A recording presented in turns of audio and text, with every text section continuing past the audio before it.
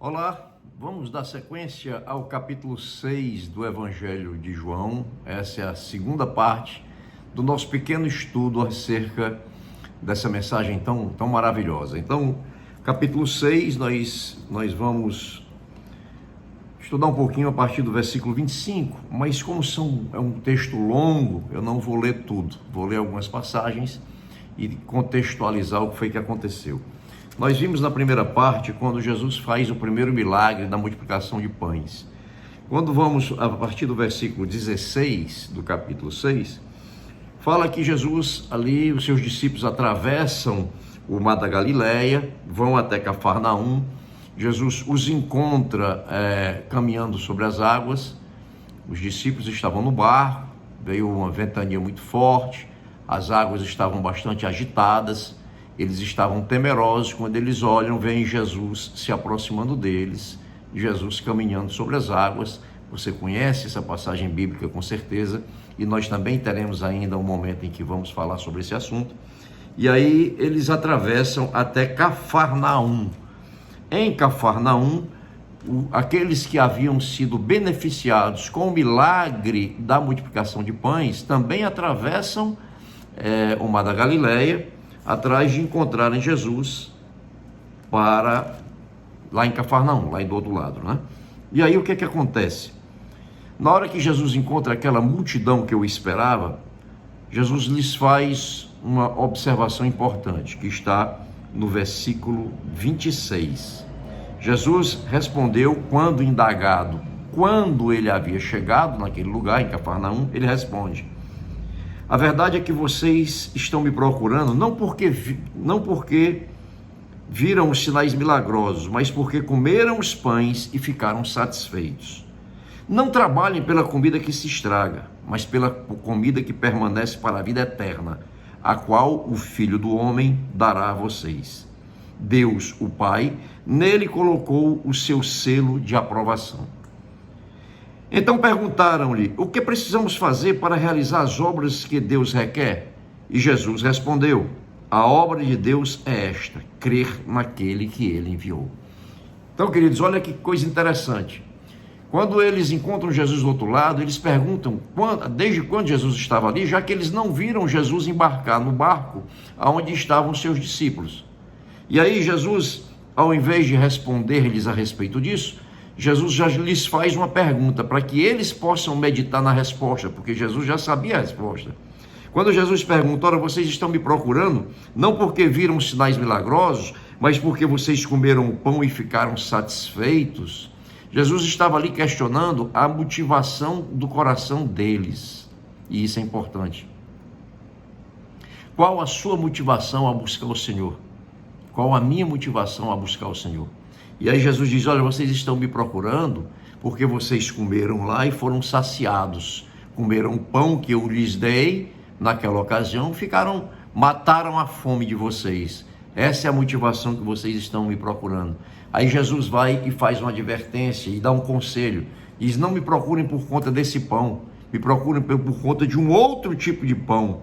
Me procurem por conta de um pão que é o pão da vida. E aí Jesus só se referia a ele mesmo, como nós vamos ver linhas adiante. Então ele diz assim: olha, me procurem atrás de uma comida que permanece para a vida eterna. Essa é a comida que importa, né? É o alimento espiritual, que é muito mais importante do que o alimento material. E eles perguntam: Senhor, o que é que nós precisamos fazer para comer disso? Que obra nós precisamos realizar? E Jesus diz: a única obra é essa, creia naquele que o Pai enviou, creia em mim. É isso que Jesus está dizendo: creia em mim, eu sou Jesus, o Salvador, o Messias, o Filho de Deus. Se nós lermos os versículos seguintes, nós vamos ver que eles procuram, depois que Jesus fala com eles e se compara com o pão que desceu do céu, eles dizem assim: olha, nós sabemos que um pão caiu do céu, porque os nossos pais já receberam há muitos anos atrás o pão que caiu do céu. E eles se referiam ali à passagem de Êxodo, quando Deus liberta o povo da escravidão do Egito, e quando esse povo atravessa o deserto, Deus os alimenta com o maná do céu, o pão que caía do céu. Então eles não estavam entendendo o que Jesus dizia, e falaram o seguinte: olha, na verdade Moisés deu ali o pão que desceu do céu. Eles se referiam àquilo que havia acontecido ali séculos antes. E Jesus diz assim: olha, vocês precisam entender, está no versículo 35, eu sou o pão da vida, aquele que vem a mim nunca terá fome, aquele que vem a mim também nunca terá sede, mas vocês estão me vendo e ainda assim vocês não creem. Aquele pão que Moisés deu a vocês, ele se estraga, porque era comida material, apesar de ter vindo de uma forma miraculosa. Mas o pão que eu falo sou eu mesmo, esse nunca se estraga, esse é o pão que dá vida eterna. E se você comer deste pão que sou eu, nunca mais você terá fome. Mais uma vez, Jesus se referindo à fome de paz, de justiça, à fome de salvação, à fome dos anseios que o ser humano tem e que nada pode satisfazer a não ser a presença de Jesus no coração. Então Jesus se referia a isso, dava uma mensagem espiritual e mais uma vez o povo entendia de forma material. E quando Jesus diz: você nunca mais terá fome, você também nunca mais terá sede. Se você comer desse pão, e aí está dito nos versículos mais adiante, ele diz assim: asseguro a vocês que aquele que crê em mim vai ter a vida eterna. Eu sou o pão da vida. O pão da vida é Jesus Cristo. E para que você tenha a vida eterna, você precisa crer nele. Para que eu tenha a vida eterna, eu precisei crer nele. Então Jesus, ele fala isso de uma maneira muito clara, não é? E ele diz assim: eu sou o pão que desceu do céu. Se alguém comer desse pão, viverá para sempre. Olha só o que é que ele fala ainda nos versículos 51 em diante. Viverá para sempre. Este pão é a minha carne, que eu darei pela vida do mundo. Esse é o pão, a minha carne. E ele se referia aqui, embora os discípulos não entendessem, como comer da tua carne. Os discípulos estavam entendendo mais uma vez com os olhos materiais. Como comer da tua carne? E Jesus vai e explica para eles que isso é algo espiritual. E o que é que Jesus estava dizendo? E que essas pessoas não conseguiam entender. E não eram só discípulos, eram todos aqueles que estavam ouvindo Jesus na ocasião. O que é que eles não conseguiam entender? O que é comer da tua carne, Jesus? E Jesus insiste nessa necessidade. E o comer a carne de Jesus, o que ele queria dizer de comer a carne dele, é nós absorvermos em nosso interior a presença de Deus, a nossa fé, crermos nesse Jesus maravilhoso. Isso é comer da sua carne, é absorvermos em nosso interior. Quando nós comemos materialmente algo, esse algo, depois de processado pelo organismo, passa a fazer parte do próprio corpo humano. Então o que Jesus estava dizendo é: coma da minha carne, interiorize a minha pessoa em você. Isso Jesus se referia. Os judeus não entendiam aquilo tudo, né? E até foi mais um motivo de perseguição de Jesus. A Jesus, né? Então no versículo 56 ele diz assim: todo aquele que come a minha carne e bebe o meu sangue permanece em mim e eu nele. Todo aquele que interioriza a mim em si, todo aquele que me recebe como Senhor e Salvador, esse é que vai permanecer em mim e eu nele.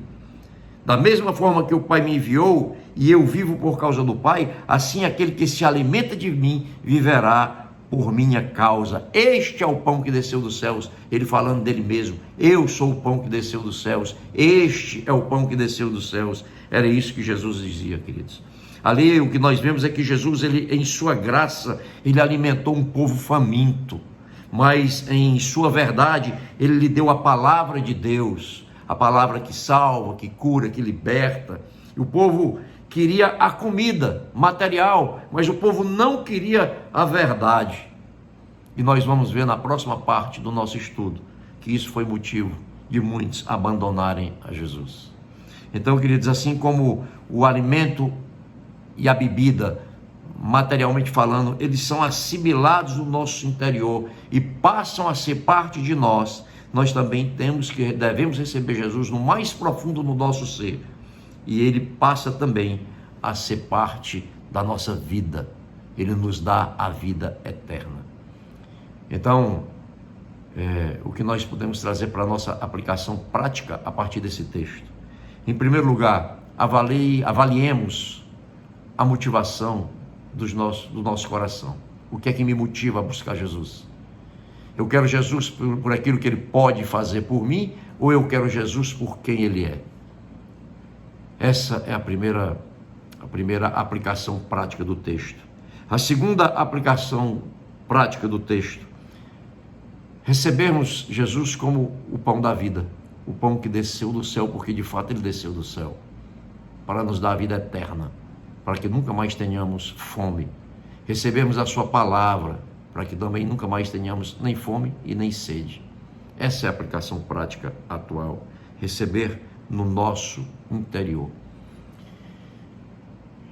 Antes de você desligar, de você terminar de assistir o vídeo, se você não se inscreveu nesse canal no YouTube, faça sua inscrição. Acione o sininho para que você receba as mensagens, as notícias, as notificações de novos vídeos.